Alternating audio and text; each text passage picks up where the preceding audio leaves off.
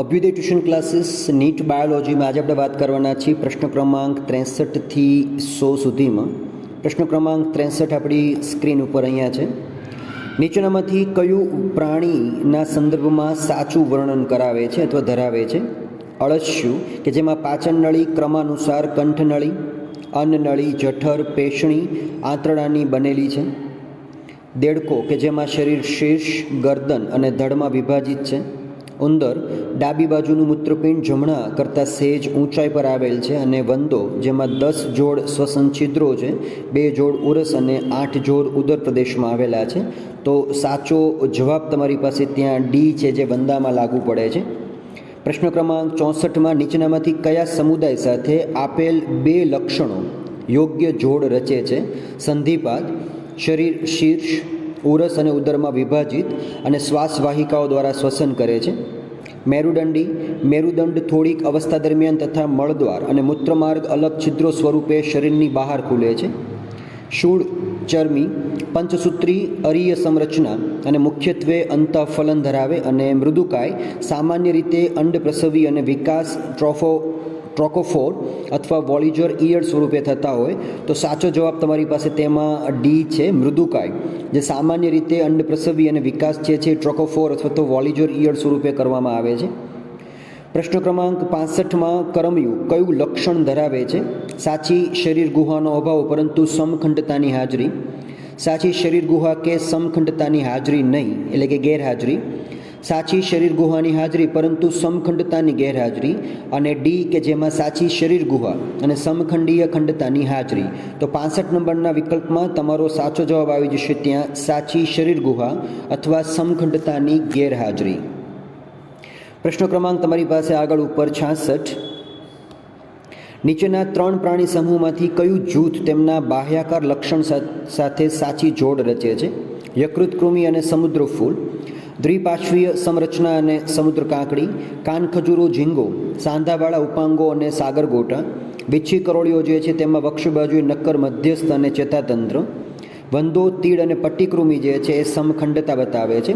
તો 66 નંબરના વિકલ્પમાં તમારી પાસે સાચો જવાબ જે છે સી છે, જેમાં સાચી જોડ છે વિચ્છી અને કરોળિયાની, જેમાં વક્ષ બાજુએ નક્કર મધ્યસ્થ છે અને ચેતાતંત્રની હાજરી જોવા મળે છે. 67 નંબરમાં નીચેનામાંથી કયા જૂથના પ્રાણીઓ દ્વિપાર્શ્વીય સમરચના અને ત્રિગર્ભસ્તરીય રચના ધરાવે છે? સૂત્રકૃમિ, ટીનોફોર, વાદળી અને કોષ્ઠાંત્રી. તો 67 નંબરના વિકલ્પમાં તમારી પાસે સાચો જવાબ છે સૂત્રકૃમિ, કે જેની રચના ગોળકૃમિ જે છે દ્વિપાર્શ્વીય સમરચના અને ત્રિગર્ભસ્તરીય આયોજન ધરાવે છે. 68 નીચેનામાંથી પ્રાણીઓની કઈ જોડ જડબા વગરની માછલીઓની છે? તો માર્કલ્સ અને રોહુ, લેમ્પ્રી અને હેગફિશ, ગપ્પી હેગફિશ અને લેમ્પ્રી ઈલ. તો 68 નંબરમાં તમારો સાચો જવાબ છે લેમ્પ્રી અને હેગફિશ, કે જેમાં જોડ જે છે જડબા વિનાની છે, અન્યમાં જડબાની હાજરી છે. નીચેનામાંથી કયા પ્રાણીઓ ફક્ત એક જ છિદ્ર ધરાવે છે, જે મુખદ્વાર અને મળદ્વાર બંને તરીકે કાર્ય કરતા હોય? તો ઓપ્શન તમારી પાસે છે ઓક્ટોપસ, એસ્ટેરિયસ, એસિડિયા અને યકૃત કૃમિ. તો જવાબ તમારી પાસે સાચો આવે છે યકૃત કૃમિ. 69ની અંદર ડી તમારો સાચો જવાબ છે. 70 નીચેનામાંથી કયું વિધાન સ્પોન્જિલા, જળો, ડોલ્ફિન અને પેંગ્વિન ચારેય માટે સાચું પડે છે? પેંગ્વિન એ સમતાપી છે, જ્યારે બાકીના 3 અસમતાપી છે. જળો મીઠા પાણીનો છે અને બાકીના બધા દરિયાઈ પ્રાણીઓ છે અથવા ખારા પાણીના સજીવો છે. સ્પોન્જિલા એ વાદળીમાં વિશિષ્ટ કોલર કોષો છે અને બધા દ્વિપાર્શ્વીય સંરચના ધરાવે છે. તો અહીંયા એક વિધાન જે છે આ સી નંબરનું સ્પોન્જિલા એ વાદળીમાં વિશિષ્ટ પ્રકારની કોષીય કોલર રચના ધરાવે છે, જે બધા જ માટે સાચું પડે છે. પ્રશ્ન ક્રમાંક 71માં જો વાત કરીએ તો નીચેનામાંથી કયા પ્રકારના પ્રાણીઓ ત્રિગર્ભસ્તરીય આયોજન ધરાવે છે? તો ચપટા કીડા, વાદળીઓ, ટીનોફોર્સ અને પ્રવાળ. તો વિકલ્પ તમારી પાસે સાચો છે એ ચપટા કીડાનો. 72 નીચેનામાંથી કયું વિધાન આપેલ ચોક્કસ પ્રાણી માટે સાચું છે? ગોળકૃમિ જે ફૂટદેહ કોષ્ટી છે, મૃદુકાય જે અદેહ કોષ્ટી છે, કીટકો ફૂટદેહ કોષ્ટી અને ચપટા કીડા એ દેહ કોષ્ટી છે. તો 72માં તમારી પાસે સાચો વિકલ્પ છે ગોળકૃમિ, સૂત્રકૃમિ, કે જે પોતે ફૂટદેહ કોષ્ટી છે. 73 નીચેનામાંથી કઈ જોડ પ્રાણીઓમાં જાતિ જાણવા માટે સાચી છે? માદા કરમયુગ જેમાં પક્ષમાં જે છે પશ્વ છેડો વાંકો વળેલો હોય, નર દેડકામાં પશ્વ ઉપાંગની પ્રથમ આંગળી પર મૈથુન ગાદી હોય. માદાવંદો જેમાં પુચ્છ શૂળ છે અને નર શાર્ક કે જેમાં નિતંબ મીનપક્ષ અને આલિંગક છે. તો એમાં જવાબ તમારી પાસે સાચો છે ડી, નર શાર્ક, કે જે જાતિ જાણવા માટે સાચી જોડ છે. 74. નીચેનામાંથી શેમાં કુદરતમાં સૌથી વધુ સંખ્યામાં જાતિઓ જોવા મળે છે? ફૂગ, કીટકો, પક્ષીઓને આવૃત બીજધારી. તો 74માં તમારી પાસે સાચો ઉકેલ છે. કીટકમાં સૌથી વધારે જાતિ પ્રજાતિ જોવા મળે છે. નીચેનામાંથી કયા પ્રાણી સમુદાયમાં કોઈ પણ અપવાદ સિવાય તેના લક્ષણ સાથે સાચી જોડ રચે છે?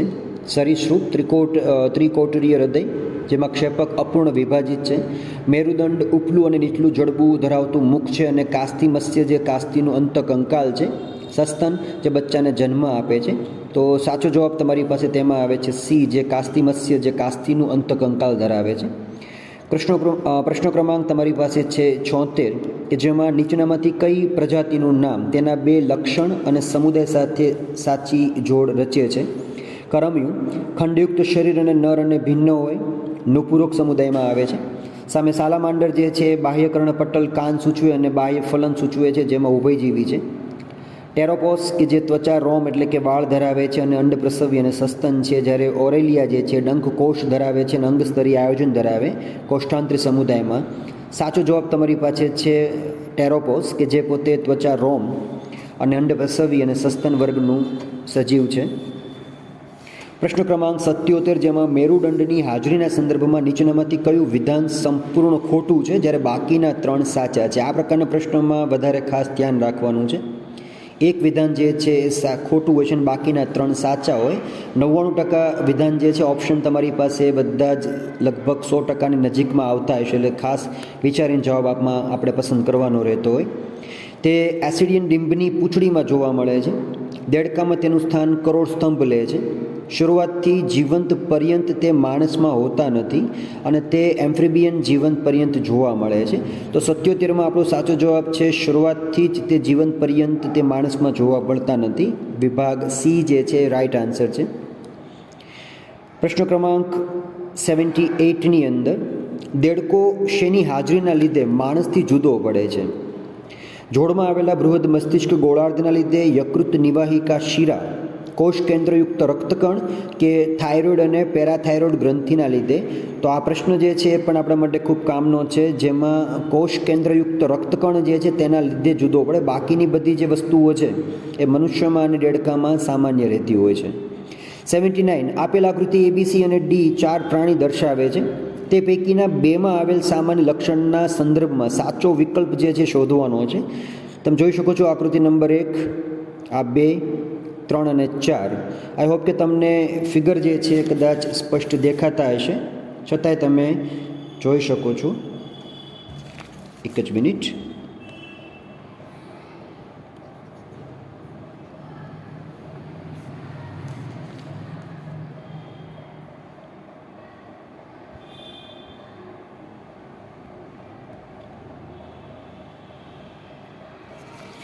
તો એ અને ડી જે છે એ શરીર દિવાલ દ્વારા શ્વસન કરે છે. બી અને સી જે છે એ અરીય સમરચના ધરાવે છે.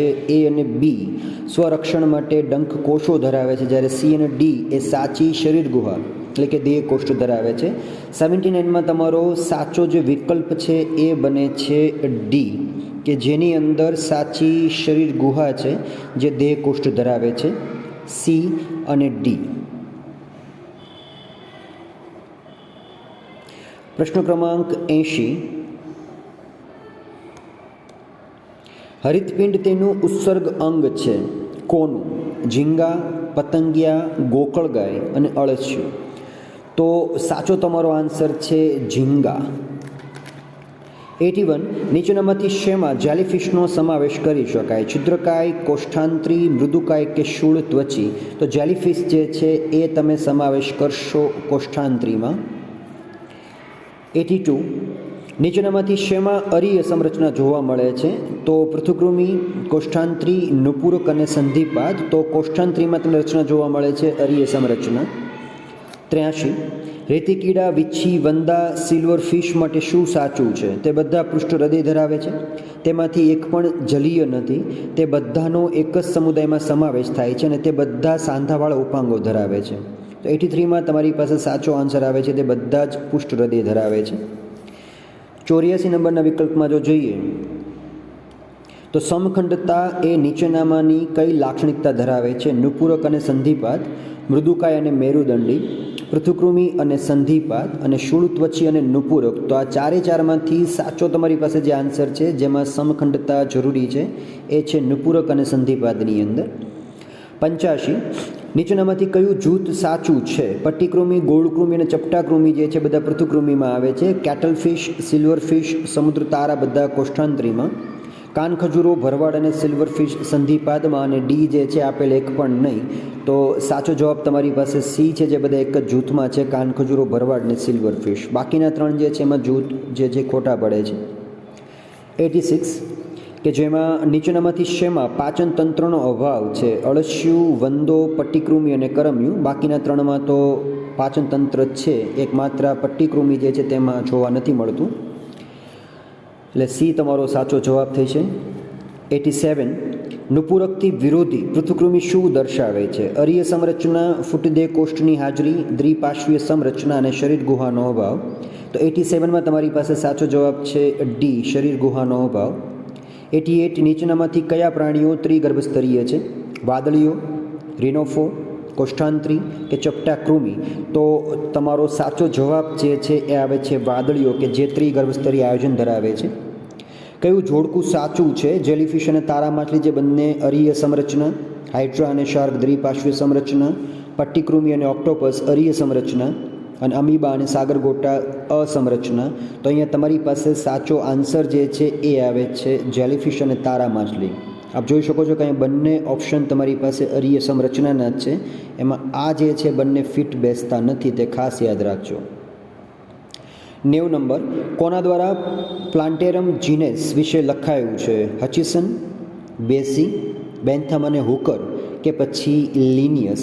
તો જવાબ તમારી પાસે સાચો છે બેન્થમ અને હુકર દ્વારા જીનેસિસ જે છે એ લખાયું છે. પ્રશ્ન ક્રમાંક 91 જીવવિજ્ઞાનની શાખા જે માનવ સૃષ્ટિમાં પસંદગી સંકરણ દ્વારા શ્રેષ્ઠતા લાવવા માટે કામ કરે છે તે શું છે? તો ઓપ્શન તમારી પાસે છે યુફેનિક્સ, યુથેનિક્સ, ઓબ્સ્ટેટ્રિક્સ, યુજિનિક્સ. તો 91 તમારી પાસે ઓપ્શનમાં સાચું આવી જશે યુજિનિક્સ, કે જે પોતે સૃષ્ટિમાં પસંદગી સૃષ્ટિ અને સંકરણ સૃષ્ટિ જે છે તે શ્રેષ્ઠતા લાવવા માટે જે ટેકનોલોજી કામ કરે છે, તકનિકનો ઉપયોગ કરે છે, એ જવાબ તમારી પાસે યુજિનિક્સ છે. 92 માનસિક અનિયમિતતાના નિદાન, સારવાર અને અટકાવ માટે સંકળાયેલ શાખા કઈ છે? ન્યુરોલોજી, સાયકિયાટ્રિક, માનસિક રોગ, ન્યુરોસાયકિટ્રી અને સાયકોલોજી. તો 92માં તમારી પાસે સાચો ઓપ્શન છે સાયકેટ્રિક, કે જે માનસિક રોગો માટે છે, માનસિક અનિયમિતતા નિદાન માટે. 93 ઓટો રાઇનોલોરિંગનોલોજી જે છે કાન, નાક અને ગળા માટે અભ્યાસ શેમાં થાય છે? તો પક્ષીઓની અંતસ્થ રચના, ઈએનટી, મગજના કોષો અને પ્રચલન તંત્ર. તો વિકલ્પ તમારી પાસે છે નાક, કાન અને ગળું જે છે એ ઈએનટીમાં આવે છે, ઇયર, નોઝ એન્ડ થ્રોટ. તો એ તમે લઈ શકો છો.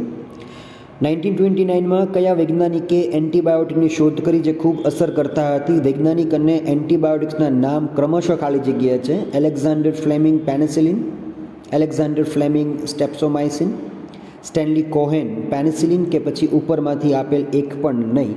તો બહુ સામાન્ય પ્રશ્ન છે જે આપણને બધાને ભણવામાં પ્રાથમિક શાળામાં આવી ગયા છે. તો 94માં તમારી પાસે સાચો આન્સર જે એલેક્ઝાન્ડર ફ્લેમિંગ જે પેનિસિલિનની શોધ કરી હતી. 95 કે જેમાં નીચા તાપમાને પુષ્પ સર્જનની ઉત્તેજના એટલે ખાલી જગ્યા. તો કાયોબાયોલોજી, વર્નલાઇઝેશન, વાસંતીકરણ, ફોટોટ્રોપિઝમ, પ્રુનિંગ એટલે કે નિંદણ કાપણી. તો રાઈટ આન્સર જે છે આપણી પાસે આવે છે ત્યાં બી, વર્નલાઇઝેશન એટલે વાસંતીકરણ કહી શકાય. ક્વેશ્ચન નંબર 96માં જો જોઈએ,